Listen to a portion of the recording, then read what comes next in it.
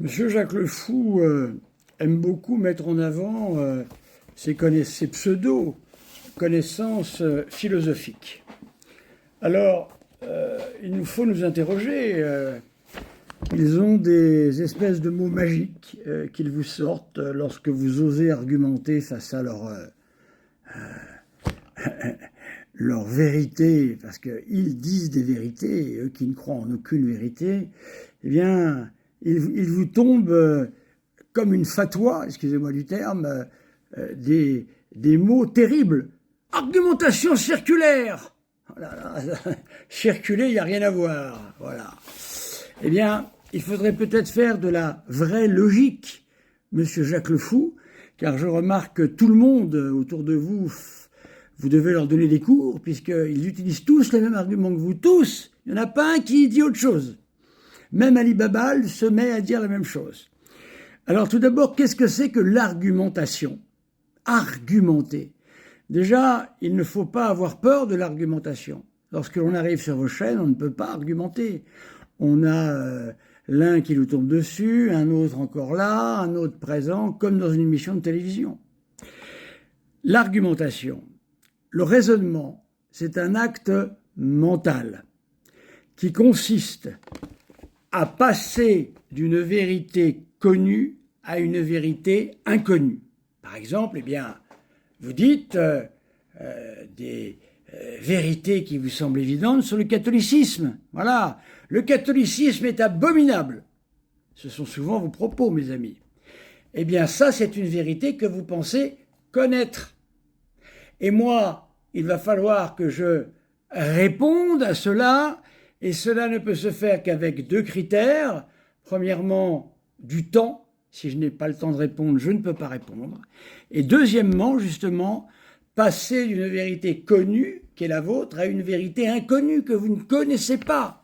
Mais pour cela, il faut me laisser le temps d'argumenter. Ou ce qui revient au même, de jugements déjà reconnus comme vrais par vous. Le catholicisme est abominable. À un autre jugement qui ne l'était pas encore. Voilà. Donc ça veut dire qu'en fait, mes chers amis, le gros défaut de la cuirasse, si l'on veut,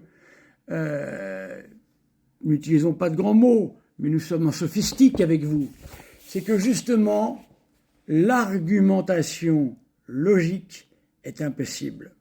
Croyez-vous que lorsque Socrate opérait sa maïeutique, croyez-vous qu'il ne laissait pas les sophistes argumenter et faire passer du connu à l'inconnu?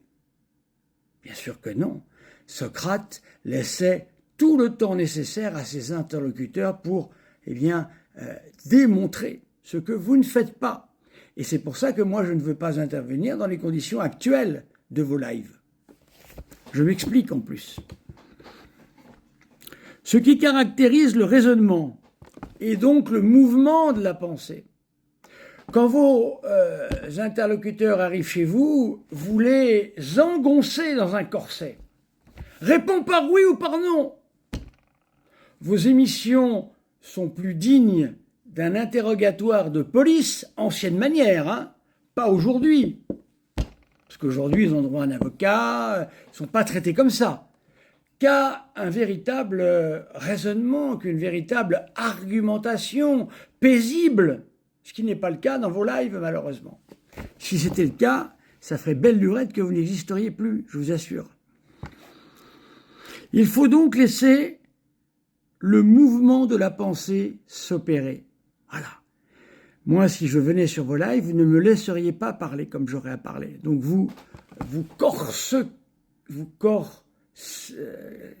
la phrase n'est pas facile, corseter.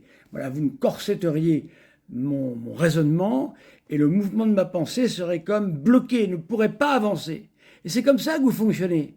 Car vous envoyez sur vos auditeurs, de telles informations impératives qu'ils sont prostrés, ils ne peuvent pas répondre. Quand j'entends Madame Casus Lady parler à ses auditeurs, mais pardonnez-moi, je suis effrayé d'une certaine manière. Vous ne les laissez pas parler, pardonnez-moi. S'ils ne sont pas d'accord avec vous, vous ne les laissez pas parler. Mais non pas n'importe quel mouvement.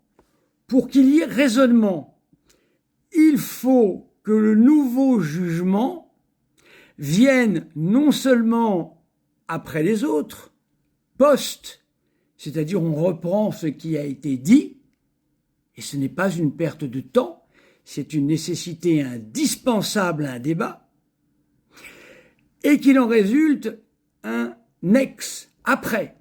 Voilà, Madame Casus-Ledy, vous nous dites que le catholicisme est abominable. Mais, au XVIIe siècle, le roi de Chine disait à Louis XIV, « Vous êtes le roi du monde ». Nous avions la première marine d'Europe, voire même plus que cela. Nous avions un niveau de civilisation absolument colossal. Mais vous ne me laisserez pas parler et vous ne me laisserez pas le dire. Et donc je ne passerai pas d'un poste à un ex. Ce passage est appelé, pour M. Jacques Le Fou qui aime les grands mots, l'inférence ou l'ilatio en latin. Car M. Jacques Le Fou, pour parler correctement de la logique, il faut souvent utiliser le latin. L'ilatio ou l'inférence, l'expression mentale ou orale du raisonnement est appelée argumentation. Et c'est le gros défaut de la cuirasse. Chez vous, on ne peut pas argumenter. Et c'est pour ça que jamais je ne passerai en direct comme ça chez vous. C'est pas possible. Dans le langage courant, on use du mot raisonnement pour désigner non seulement l'acte, mais aussi son expression. Aristote emploie parfois le mot de syllogisme, dans un sens si large qu'il englobe toute espèce de raisonnement. Au début des premières analytiques, la définition qu'il donne du syllogisme est une définition du raisonnement en général. La voici. Le syllogisme est un logos, ou un discours si vous préférez, dans lequel certaines choses étant posées, par exemple ce que Madame Casus-Ledy nous dit, quelque chose d'autre que ces données résulte nécessairement du seul fait qu'elles ont été posées. Oratio in qua, quibusdam, positis aliud quodam diversum, ab isque posita sunt, necessario sequiturio, quodec posita sunt. Voilà, c'est le texte qui nous est donné d'Aristote. Les propositions d'où l'on part, ce qu'on appelle également, toujours pareil, Monsieur Jacques Le Fou, vous pourrez noter, le quibusdam positis. Ah ça fait bien. Quand vous dites ça aux personnes que vous interrogez, bons pères de famille qui reviennent d'une journée dans le BTP, je peux vous assurer qu'avec ça, vous les assommez fortement. Sont appelés l'antécédent ou prémisse, très connu pour les commençants dans la logique philosophique. La proposition qui en découle, aliud quodam, elle en découle, celle qui suit, est le conséquent ou la conclusion. Voilà. Mais ce n'est là que la matière du raisonnement. Celui-ci ne consiste pas à poser ni les prémices ni la conclusion, ce qui est jugé, mais à lier les propositions. On dira que la forme du raisonnement est le lien, la dépendance nécessaire, necessario sequitur, du conséquent par rapport à l'antécédent. Ce lien est appelé conséquence, on ne doit donc pas confondre le conséquent, qui est une partie de la matière du raisonnement, à savoir sa conclusion, avec la conséquence qui est le raisonnement. Voilà, mes amis, pourquoi je ne peux absolument pas intervenir en direct dans ces lives, parce que l'on ne me laissera pas déployer à ma convenance et selon mon esprit propre le mouvement de ma pensée. Mais on va me corseter de telle façon à que je dise ce qu'ils veulent entendre. Je ferai une suite, c'est